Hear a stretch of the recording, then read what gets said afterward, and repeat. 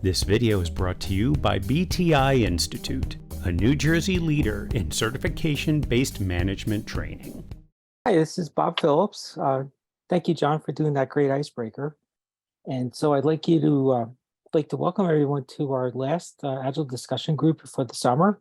It's been a great year, and so we figured we would end the year. When Nitin and I spoke, we figured we'd end the year with a lean coffee to allow you guys to bring up your own topics.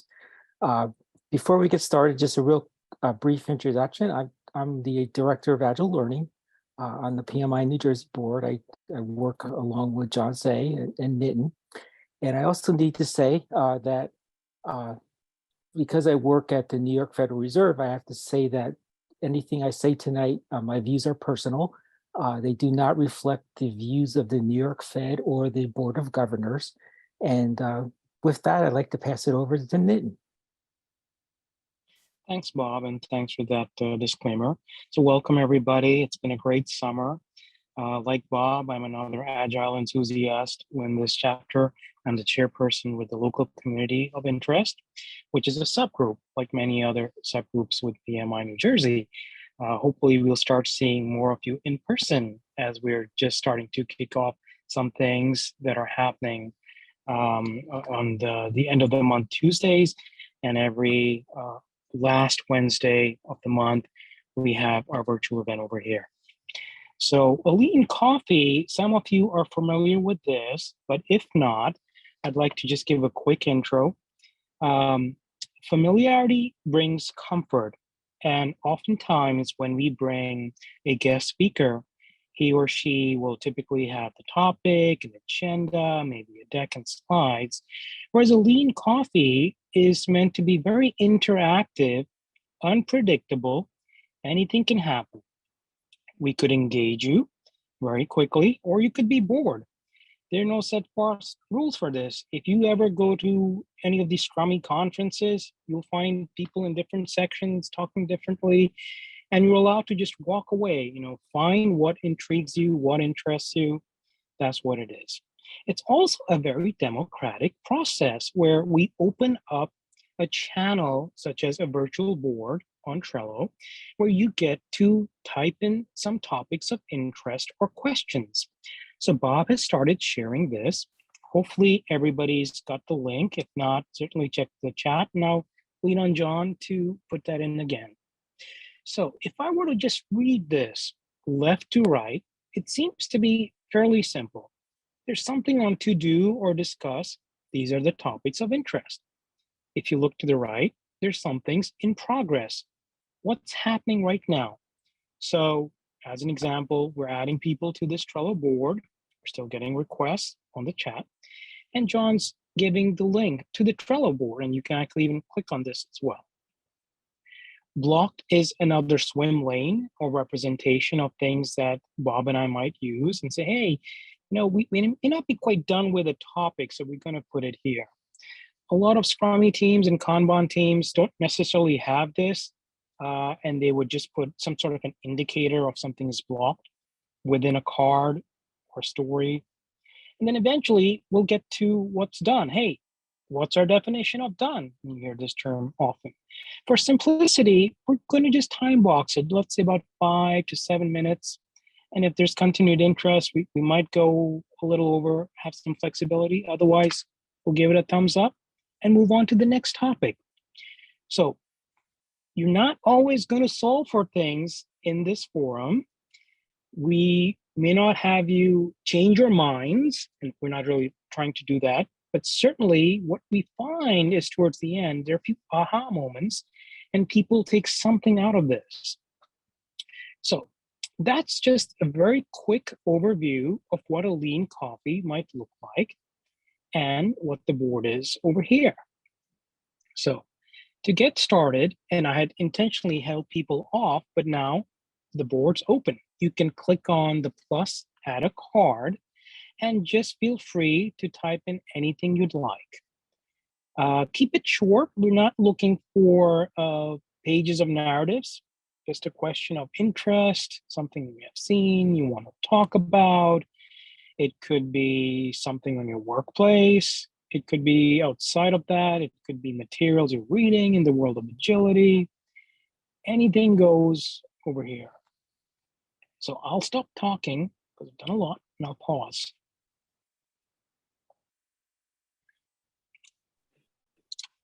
And Nitin, do we go to the board now or just wait till you're done with this sharing of your screen? You can go to the board right now.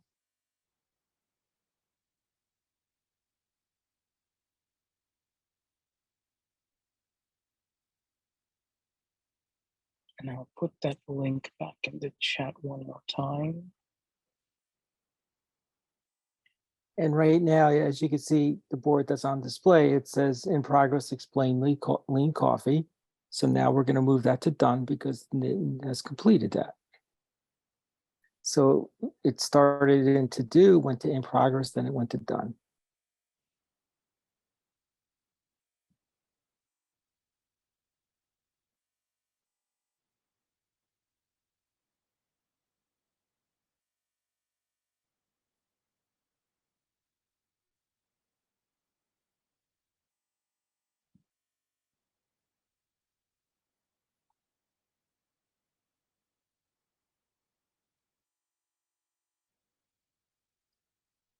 And I'm going to add one other person to the board in the background.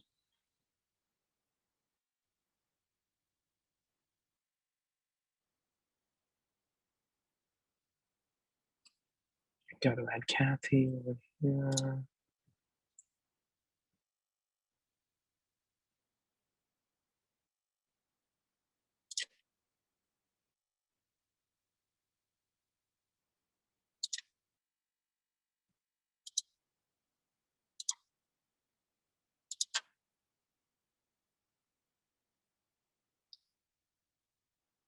Nitin, why don't you explain for those who don't have a question that they can vote questions up and down too?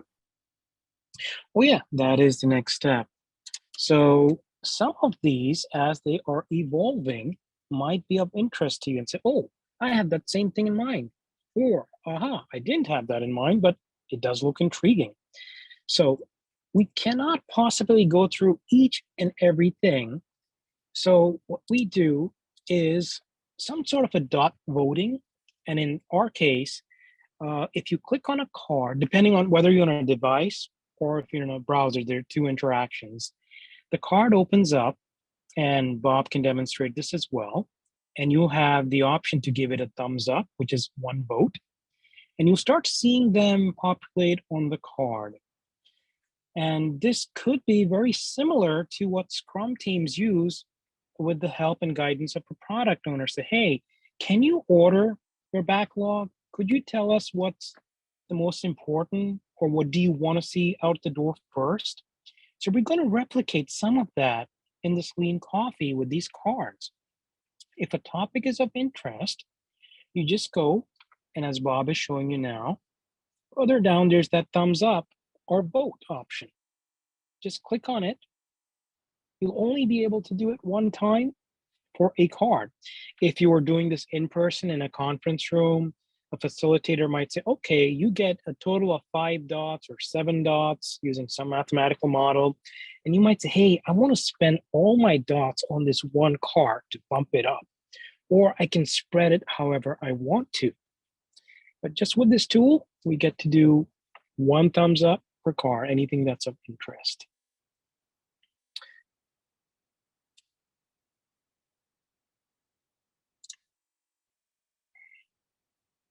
Kathy, hopefully you've been added. I've sent you something and Trello automates it. So if not, just keep typing in the chat. And what's happening is I will be resorting this by the number of votes so that the item with the most votes will be on top. And you could do this by clicking on the 3 dots in the column, sort by most votes.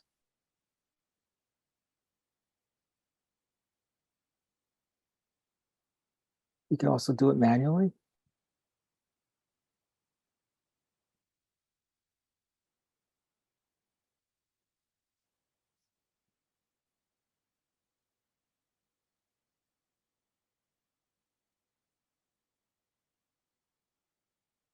How many votes are we doing? You get 1 vote per card. You can, it's up to you. We didn't limit you. There's no way to control you. Like some tools allow you to control the number of votes, but Mhm. this just lets you vote 1 per card. Okay.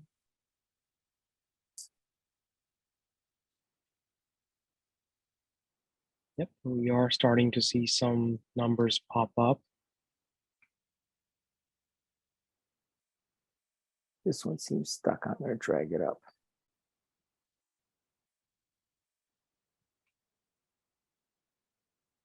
Refresh.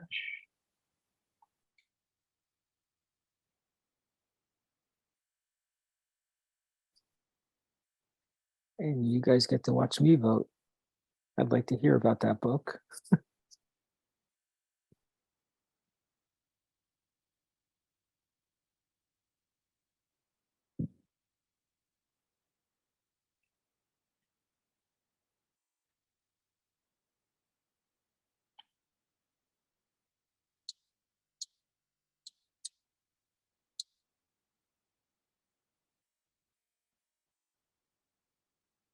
Wow, we've got a lot of people coming in and adding cards and voting. This is just what happens at a lean coffee, and this is what we want to see. Yeah, this is great. All right, well, people can still, I'll resort it again if you want to go in and add cards or vote on it.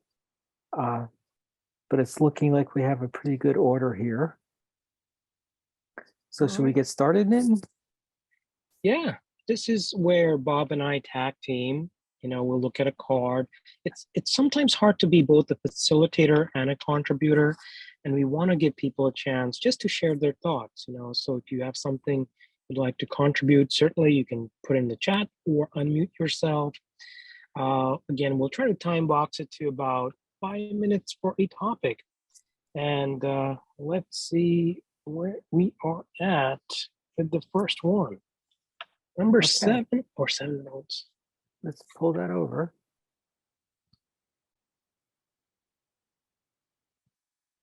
How can a Jira Scrum board be used effectively in a Scrum daily stand-up? At the daily Scrum or the stand-up as it's referenced. Yes. So let's open it up to others, unless Bob, you want to kick us off. Sure, I could give it a first pass, but again, you know, Nitin and I are contributors, but this is our community, so we want to hear other voices as well. And when you give opinions, usually it really depends on the team and how the team's working and all that. And so as you probably know, I'm a definite fan of Jira.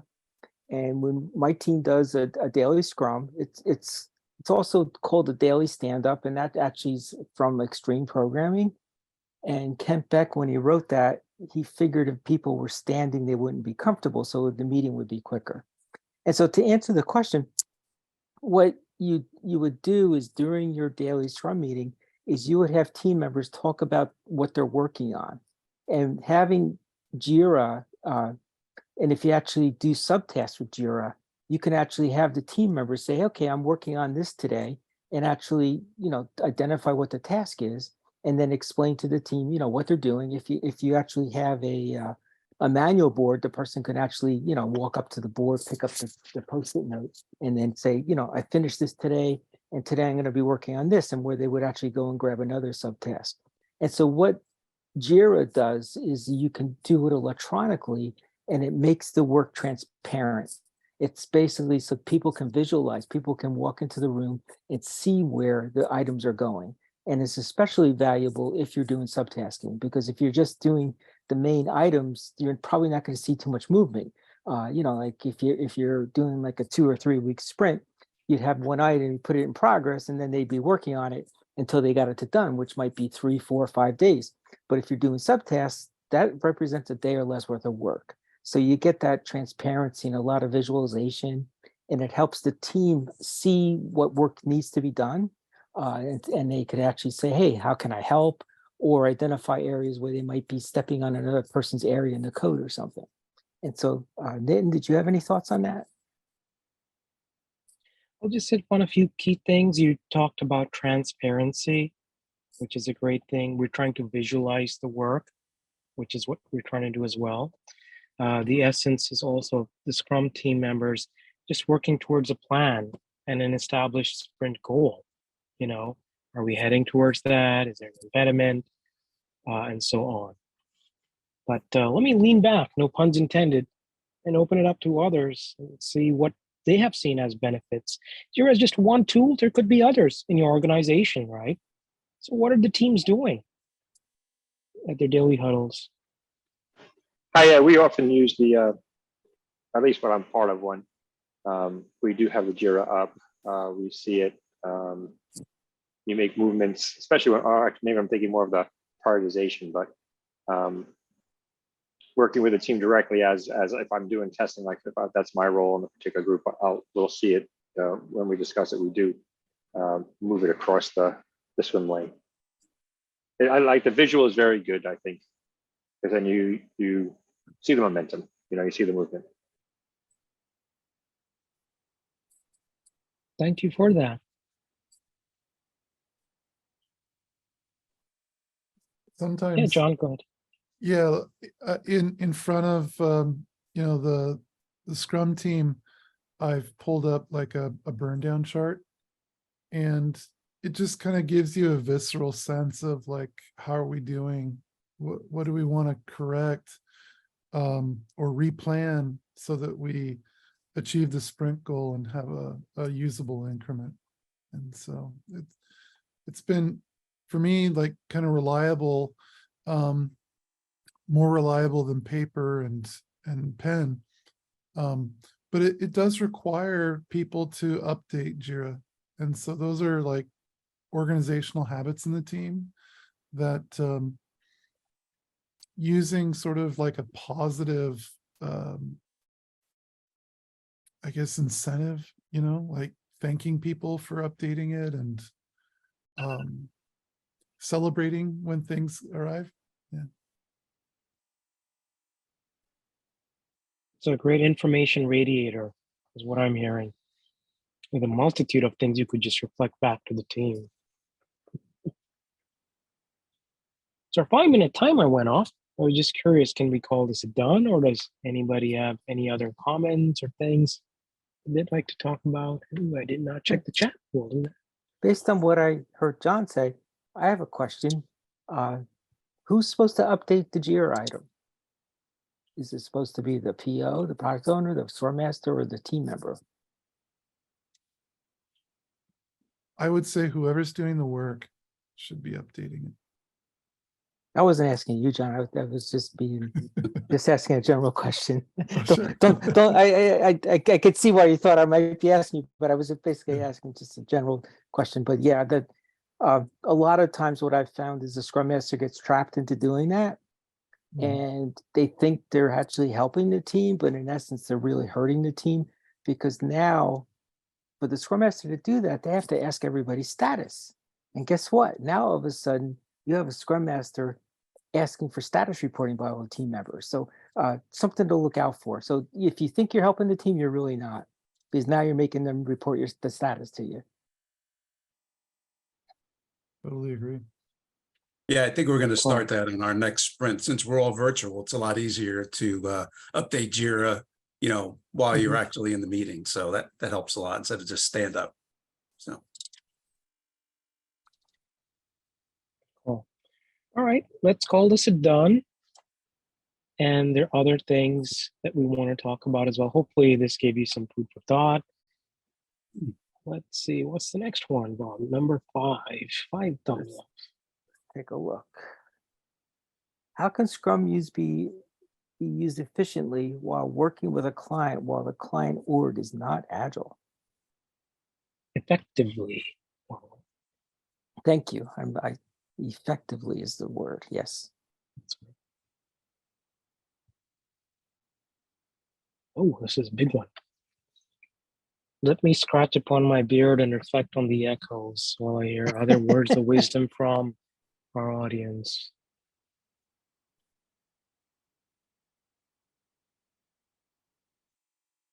Any takers? Anybody been in this scenario where they may not have the same vision, or leadership sees things differently? I had the opposite problem. I put in a question down below where the client is agile. My organization is largely agile, but my function is not. So there's two sides to that coin. How interesting. How interesting. In that question, I would think that you would not be successful because your organization is not set up to be agile. You don't have leadership support. And although you realize the values of Scrum, you're working in an environment that's not set up to do it. And you would just be having a battle with the managers and trying to get people to follow along with what you know is to be the right thing, but they're not thinking the same as you. Yep, I agree. It's certainly a battle, an uphill battle as well. It's not Bob, easy. Nitin, if I have a question. Something just came to my mind, and in this progress, various people would be talking, right, discussing or having a sessions, trying to figure out what the question is and what the best answer is. So if I want to write down my thoughts, just below this, say, right by this in progress, and I just my thoughts, and like everybody will adding the thoughts so that we don't lose our focus on the questions we have. Is there a way to write it down here? Just below this card. You can write a There are comment. two ways. You can write the I'm sorry. comments behind it. Yeah, go ahead, Bob. Yeah, I was just going to say you can enter a comment. Go ahead, Newton. Oh, so basically, okay, so just open the same window and then on the drop down. You click on the card, yes. Okay, thanks. If it's a few quick things, you can certainly rattle them off as well, or you can even put in the chat. But certainly, I'll just echo the sentiments and what I've heard. If your organization is not agile, I would ask one of two things. Are they resistant or are they evolving, right? It's quite possible it's an evolution and it can take long. And that can be very painful for some agile enthusiasts who see tremendous value in speeding up things, right? Resistance, on the other hand, is a clash, and a clash happens, and certainly conflict is a natural, when typically there's a disagreement of values or people are just not seeing eye to eye on a few things. And sometimes you need a change in leadership or decision makers. And you even have these expressions that I've heard, unfortunately, that sometimes you have to let dinosaurs die out, right? And the heart of the organization is the values and what they're trying to do. I worked with an organization many moons ago, and I had a wonderful hiring manager who was a mentor. And he said, hey, I went to people and I said, well, let's do something agile. And they said, no, we're a multi-billion-dollar risk-averse company. We don't do that. Okay. Went back, second time, let's do Scrum. It's one of the flavors under agility. Other companies are doing it. We've got white papers and conferences. We've got so much material. No, we're a multi-billion-dollar risk-averse company. We don't do that. Okay. Went back a third time, said, can we try iterative development? And they go, what's that? Well, it's like where I can show you something every 2 to 4 weeks instead of 3 to 6 months. So, oh, we'll like the sound of that. Oh, can I just set up some time so we can kind of huddle a little bit here, there, 10, 15 minutes and then talk? Yeah, let's do that, right? Sometimes it's the messaging. We don't want to overwhelm people. Be creative and take it from there. Nitin, it's Larry. Hey, Larry, go ahead. Just two other thoughts that kind of in one way, I think maybe extend yours. One is don't use the words agile because they are often just loaded.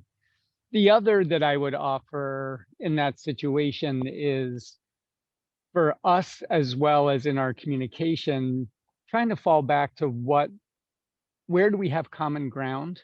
What is it we are trying to accomplish? And what is the means? And then just what are the, what is the end? And then what are the means?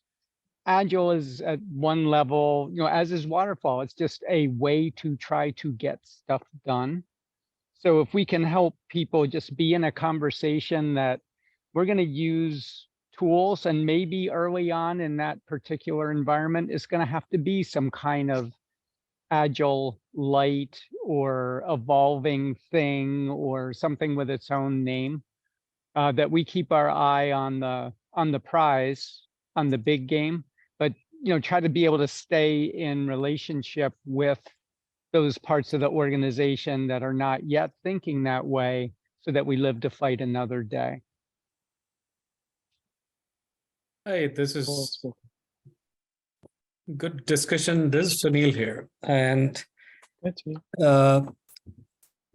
the real issue comes when it is a vendor-client relationship, and vendor agile is a selling point.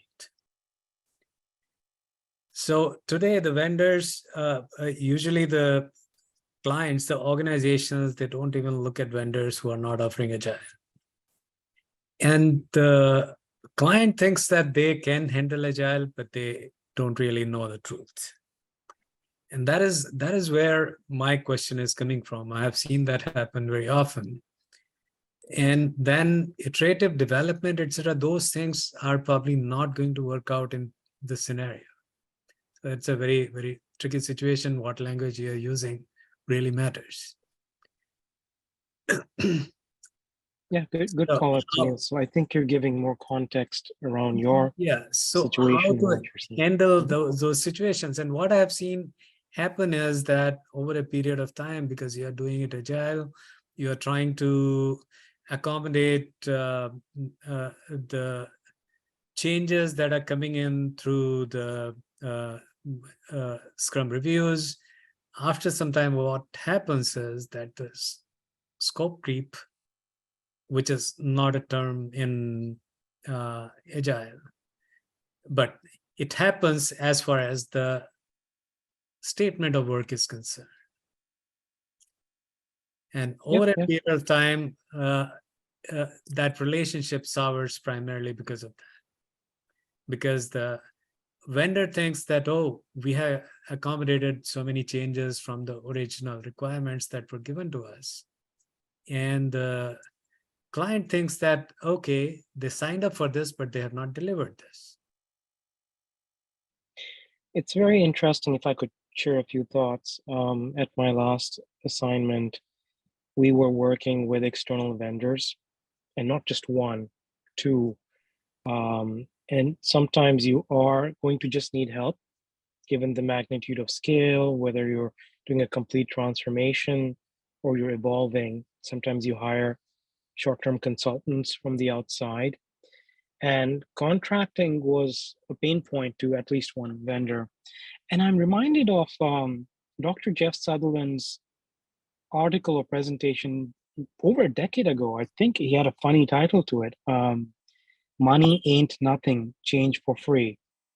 And I would encourage you just to Google that, because it got into how do you want to write a contract geared towards an organization looking for agility, right? And how do you tackle things related to scope creep, right? It may not be a formal term, but we know what scope creep is, right? But in one hand, agility says, hey, we accommodate and welcome change, right? But we just need some guardrails around that. And what are those guardrails? So either a vendor should specify or guide, or an organization should tell them, this is what we can do. And it gets into the Scrum values as well, right? We want to be on the same page earlier on, rather than have any distaste or get into conflicts later on. It is very common, but there are certain guardrails we have to look at and look into the contractual side of things. Just my thoughts. Also doing a time check. We got about a minute. Anybody want to say any last statement or thoughts before moving on?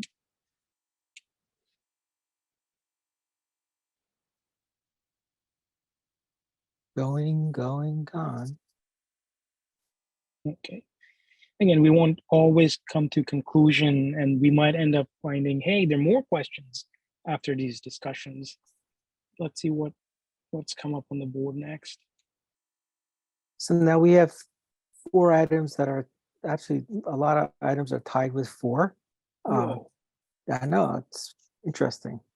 Do you want to refresh just for a moment to see if I anybody else did. really And, did? oh,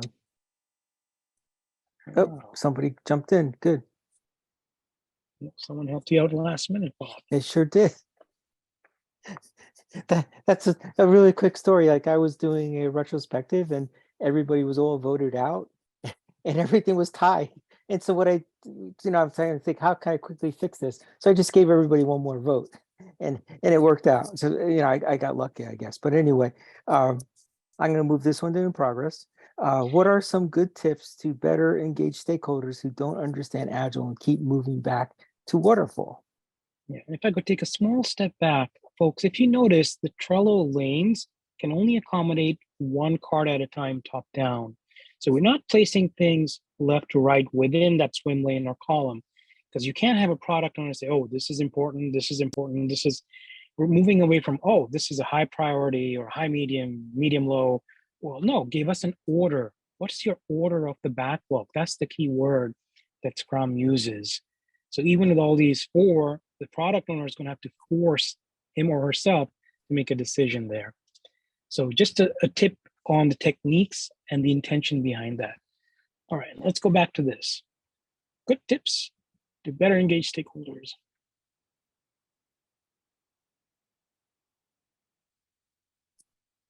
All right, I want to hear all the secrets from all the silent participants now.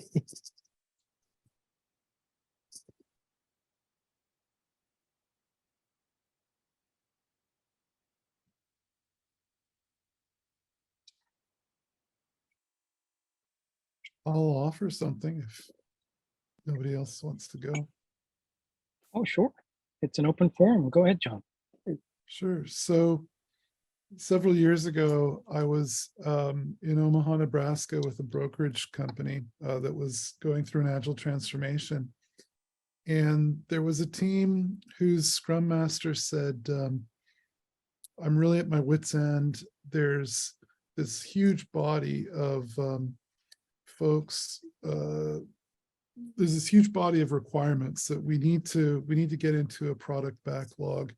It's really like, maybe it's in some written form like an BRD, a specifications sheet, but the person who wrote those specs or requirements isn't agile at all, and doesn't really want to like write a bunch of user stories or product backlog items. And so they said, can you help us? We need to make some kind of a plan or a forecast for this enormous piece of work.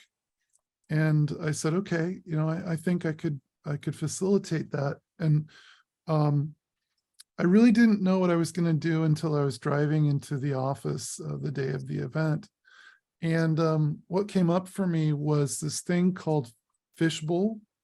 Fishbowl is one of the liberating structures that basically has a few people come out of the audience and sit in a couple of chairs, and they have to stay in those chairs. It's kind of like the hot seat to talk until somebody out of the audience tags them out, and then they can leave the chair and go back in the audience. So what I did was I said, we're going to play a game where I put some blue tape in a circle on the floor. And I said, can we have the people that know the most about the specifications or requirements, please volunteer to sit in these seats? And they sat down, particularly this person. And I said, okay, you're in the circle of speaking. You have to keep speaking until this game is over. And the only way that you can stop speaking is if somebody outside the circle, which is called the circle of silence, if they tap you out, and then they have to start speaking. Now, the people that aren't in the circle of speaking are in the circle of silence. You can't stop moving. you have to be standing up and capturing every word that was said. And you're silent. You can't start talking about it. You have to capture it in writing. And so they would, do that. There was about 20 people in this exercise, and you can really only sustain it for like 5 or 10 minutes before you're just exhausted. So we would stop. I use a time timer. We would stop every 10 minutes and do a retrospective. How is this game working for you? What rules of the game would you like to change? And how long shall we go for the next session? So we did that. And over the course of about 5 or 6 hours, we had a backlog that was refined, and we had a forecast that went out about a year. And this is based on doing none of the work. This is just quick affinity sizing. So anyway, that's one way that you could try. And they named it requirements radio, because it's like a radio station. You can't have air silence on a radio station. And so they made signs that said on air and stuff like that. They really had a lot of fun. And by the way, that person who knew the requirements but didn't want to like mess around with all this agile nonsense, within 1 year of that game, Requirements Radio, she had become a scrum master for another team. She was one of the biggest agile advocates after that.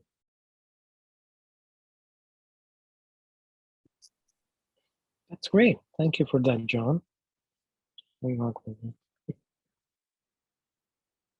I wanted to throw out one that I also put in the card itself. That's why you'll see this few lines pop up.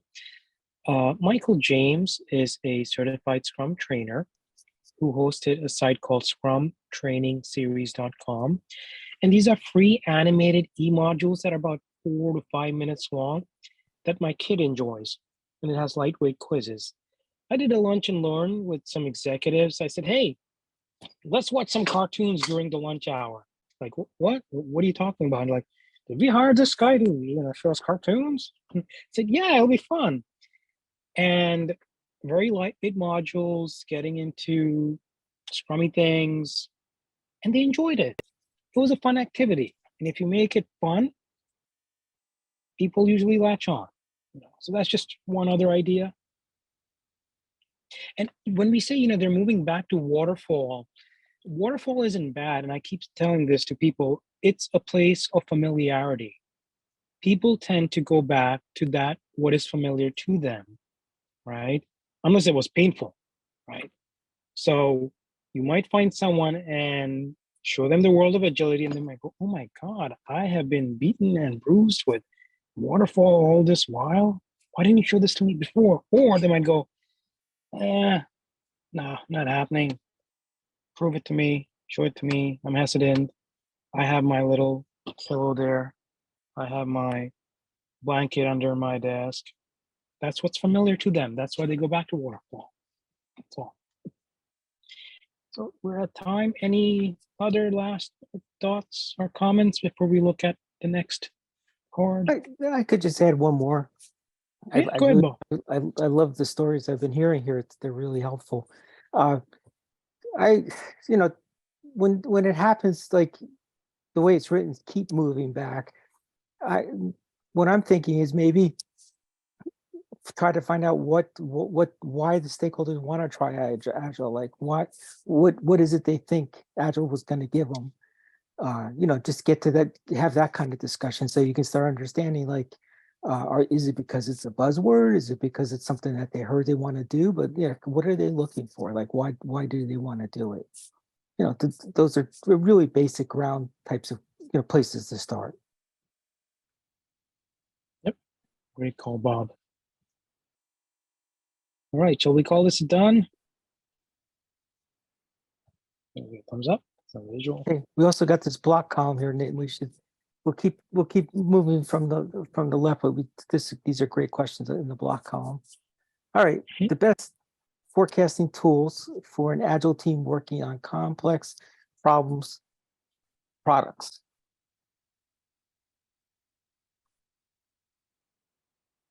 This was a card that I wrote, and I'm just asking because I'm curious. I don't have an answer. Particularly when trying to do like a Monte Carlo system. It might be for a team that's using Kanban. And you know, I've met people who are maybe Kanban trainers, and they, you know, they have like tens of thousands, possibly hundreds of thousands of data points that they put into their Monte Carlo simulations. And I know that like Excel's powerful, so it can crunch big numbers like that. But I don't have a tool set up, and I don't have it simplified enough that I could hand it over to just pretty much anyone and say, here, use this. So I was wondering if anybody knew of anything that's really simple, really straightforward. Maybe it's a plug-in to something else like Jira, but I'm just curious, like, what is it that people are using to forecast with? And John, if you could elaborate, are these Scrum teams or are they Kanban teams or a mix? Yeah, I'm thinking of a mix, and it could be none of the above. But I'm assuming that that they've got some sort of mountain of data that, you know, about work that they've already done, and that's what they would be using to inform them about, well, okay, so based on that, you know, here's how long we think it will take to get the elements of project X done, and here's the likelihood it'll be done by this date. And are they small teams, as in one team, multiple teams? I imagine you work with large organizations, so it's spread out. This is only theoretical. So what was in my mind was one team, one small team. But I'm much more interested in, like, what if it was several small teams? That would be great to have like an electronic tool that would make the forecast for me. Yeah, just playing devil's advocate and churning and reflecting. Let's see, did somebody have something for us? I could put something out there. If you're using Jira, you can get if you set a fixed version, you know, for your release, and you're actually doing story pointing correctly, you can actually get a release burn down. And it's a lot of people don't know it's built in with Jira. All you have to do is do story pointing right and be consistent, and then you can actually start projecting when you can get to that release. You know, you have to identify the items in your backlog with that fixed version. And when you do that, you know, like after maybe 3 or 4 sprints, you can pull that release burn down, and you'll get a good projection as far as where you are, as far as, you know, when it could be delivered. That's, you know, that's not sophisticated and fancy like a Monte Carlo simulation, but it's like right out of the box Jira functionality. Yeah, that's certainly better than nothing. And if it could give me like a cone of uncertainty on that burn down, like, you know, 20% likelihood that you get done 2 weeks early, 80% likelihood that, you know, you're done within 2 weeks after, you know, your target date. So the more sophisticated, the better, because it introduces the idea of uncertainty to the stakeholders. But right, yeah, that would be great. Ooh, this is reminding me of a story, John. So that was a great example, Bob. When you said cone of uncertainty, I'm thinking of the pessimistic and the optimistic and the realistic. I was working with one team that was co-located, and they were doing an initial adoption. I said, all right, let's get all your cards. So I actually had the cards. I slapped them up on a wall, Post-it notes. I said, go ahead, put in your estimates. We had a set of numbers. Above that, I put in the same number of cards. And I said, if you were an optimist, would things change? Like if this was a 5-point story, would you say this is a 3-pointer? And they understood that conceptually, and they went down 1 level. Okay, simple exercise. I said, if you were a pessimist, that same 5, could you bump it up to an 8? I said, okay, we can do that. Now we had an interesting model.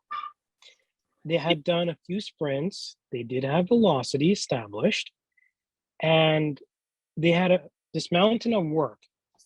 They had their forecast. They had an optimist forecast and a pessimist, and said, oh, what do managers like? What do our stakeholders like? What are those people with money have? They want to be the optimists. Okay, let's assume we were all optimists. Will you be able to deliver your product? And they look at it and say, oh my God, no, even if we were optimists, no, it just can't happen. I said, okay, well, what if you were the pessimist? And said, oh, they're going to just burn us to the ground. You know, this was an interesting visual exercise, and even upper management appreciated it. We invited them in later, right after that, so they could all see the same realm of numbers and what they look like, which meant something had to shift. And that was very revealing to stakeholders. So just one technique. Pretty cool. I hate the time. I hate the 5-minute thing, but anybody else wants to share something, be it either chat or comment?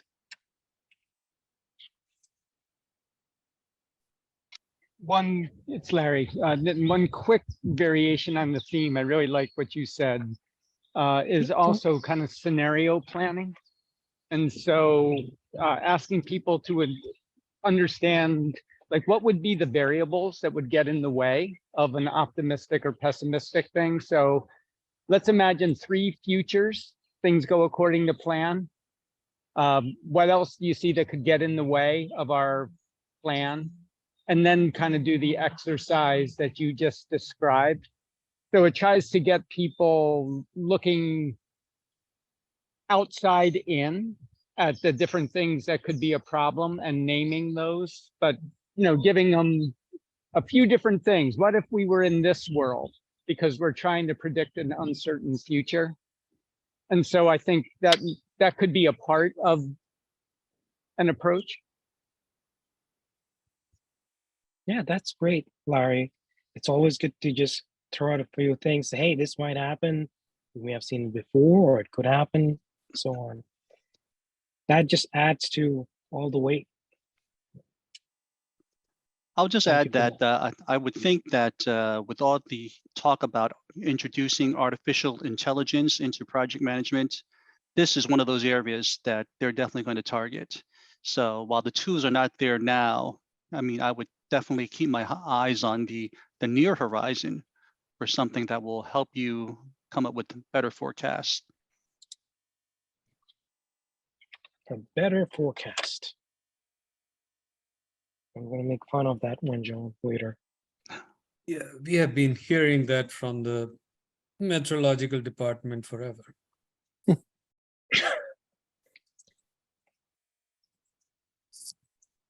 But yeah, very, very interesting.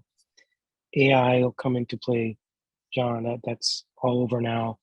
So thank you for that insight. Anything else, folks, before we look at the next card?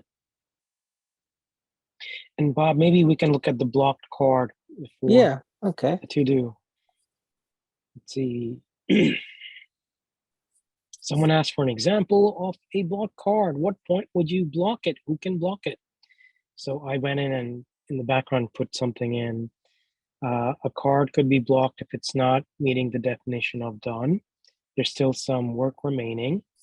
It could be if there's an external dependency. Hey, we thought we could get this done, but we realize it's got a dependency on the database, and that's complex. And the database guy is actually out the next week, and I can't find someone who can fill in. Or, hey, this is related to a product that the vendor controls, right? So we got to block it. Ideally, you want to block it anytime. That would show you the teams are really talking to each other, but definitely by your daily scrum, and that's your 24-hour cycle typically, to say, hey, we can't brush this under the table, and we're really engaged, we're really focused, so that nothing surprises you at the end. You don't want anybody from the outside coming in and playing with your board because they're not doing the work, right? It's got to be your own core team members who are doing this. Any other examples, folks? Bob? or others?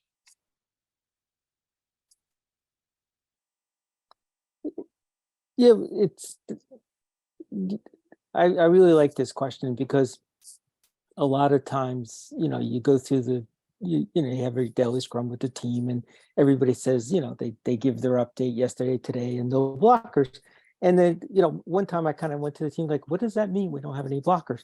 And so it gets people to think because it's really what Nitin said. It's like, what's our definition of a blocker? Like, what is it? And, like when I work with my team, it's like, well, if the team member can't do it, it's blocked. Then you ask the team. If the team can't help, it's blocked. Then you would go ask the product owner, maybe the product owner is there, or you ask the scrum master, and then you work your way up until you find out who can actually help you with that blocker. Sometimes it might be part of an organization, or like what Nitin said, it could be because your DBA is on vacation. But it's something good. If you go talk to your teams, like, we you just ask a general question, like, what does a blocker mean to you? And you might be interested in what they say. Yeah, that's great, Bob. And if I could tag team again and play this scenario even more, I've had team members say things like, hey, I need to create a task for this external member, to fix this DB thing. And they were going to put it in. I says, hold on, he's not the part of this team. You are. You need to create a task, but you take ownership. So it's now coordination with DB people. And that's under your name. And that kind of flipped the coin there for the team. Oh, yeah. And that also gives you insights how much of ownership that they're willing to take on. It's also as simple as, hey, I got locked out of the system. I need to call the help desk. I'm offshore and the US team comes at 9 a.m. Eastern. So I got to call them tomorrow. I'm like, this is a global multinational company. They don't have like a number locally? Oh, let me go look. Oh, yeah, there is one. Okay, are they open during the hours of operation where you are locally? Says so right here, they're open. Okay.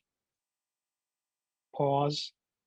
Oh yeah, I think I can call them. So, okay, maybe we'll get an update by the next stand-up. And next morning, guess what? There wasn't a blocker, really. So you're churning, reflecting, you're empowering people, right? But great thing there, Bobby. So what does a blocker really mean? John, you had a hand up? Yeah. Make one last comment. Yeah, I was once on a team where somebody said that like the blocker is that there's not enough time in the sprint to get the work done. And so I thought, okay, so you're really just talking about a constraint. We have a constraint called the sprint that we're working in. And then they said like, well, I don't know what to do next. I said, oh, okay, so really what you want to do is ask for help, maybe to brainstorm with somebody. And, maybe that's the way that it went. But I think really what blocker becomes is where we go to park our negative feelings and negative thoughts, our disbelief in ourselves. And so I don't have a problem with people like surfacing, the disempowering conversations or self-limiting beliefs that they have, that, everybody has those thoughts, but projecting them onto someone else or something else, I think is probably counterproductive. So maybe talking it through is a good thing for a team. So it's Larry, I just wanted to piggyback on John, what you and Nitin just said. It's the change manager in me, which is, I think, tone of voice and intent in helping to move the blocker is everything. Because if people say, hey, I'm blocked, and they feel like they're being attacked or interrogated or have to defend themselves, then the ripple effect is you don't see other blockers come on the board. So I think as servant leaders, as scrum masters in whatever role, coaches, whatever role we get to play, it really is with the intent of helping solve a problem and helping somebody reduce or relieve some frustration or stress. Then I think it gets heard differently and that tool gets used more properly. Well said, Larry. That was great. Really appreciate that.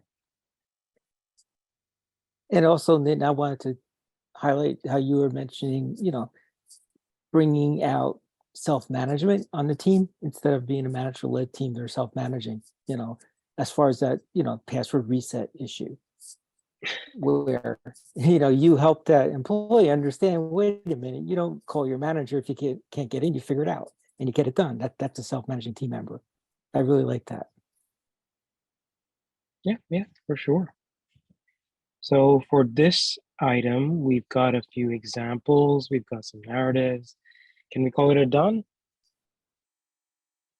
And then let's do a time check, Bob. We have 4 minutes left. Okay.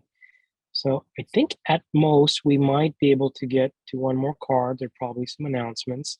Very quickly, Lean Coffee may not get to everything, right? And it's very similar to your product backlog. The most pressing items, the one of most curiosity, were on the top, and we just started moving them, right? And then stuff in the bottom we'll get to eventually or at a later time, right? So we're just kind of replicating some of that over here as well. And we will stay till 7:15, a little bit more informally. We'll stop recording in a few minutes. Some of us have to go, that's fine. For those who want to stay on, we might continue on these cards. It's totally up to you.